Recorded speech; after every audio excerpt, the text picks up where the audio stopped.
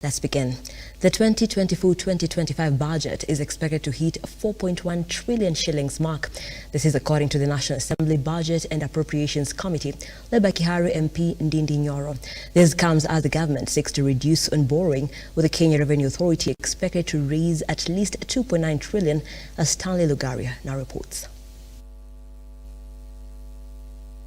Is a budget of 4.143 trillion shillings. And being a budget of 4.143 trillion shillings, we are envisioning to raise this money from ordinary revenue, which are basically taxes, to a tune of 2.94 trillion shillings. As preparations for the 2024-2025 takes shape, the new year budget is poised to hit a whopping 4.1 trillion shillings, slightly 100 billion shillings above the current budget. This is according to National Assembly Committee on Budget and Appropriations Committee Ndindi Nyoro during a press briefing on the impact of the 2024 budget policy statement to the country's economy. I shouldn't be telling Kenyans that GDP grew. Kenyans should be feeling it in their pockets.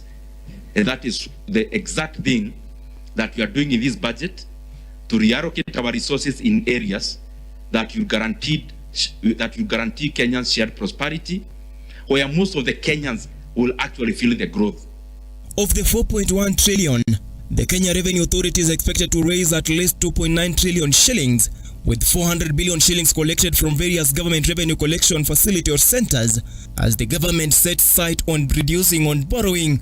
So we are not just looking at the figures and looking at the ceilings. We go further and we advise the committees so that when it comes to the figures, when we're doing the budget estimates, then we make sure that these projections and estimates are aligned to the budget policy statements. Napokopa, basi pesa hizo lazima zitumike kwa miradi ya maendeleo, si pesa ya kulipa mishahara na kulipa marupurupu ya wafanyikazi wa serikali. According to the committee, Kenya will pay 1 trillion shillings interest rates as a result of the ballooned debt in the next financial year, proposing generation equity to ensure borrowing does not affect future generation, as well as an additional 3 billion allocation to Immigration State Department. Na katika hii process tunafanya, tumeongeza shilingi bilioni 3 katika immigration services, kwa sababu tunataka wakuwe up to date with the equipment they need. As we scrutinize the BPS, we are also interrogating functions or items of expenditure to see the extent to which, first of all, they are realistic.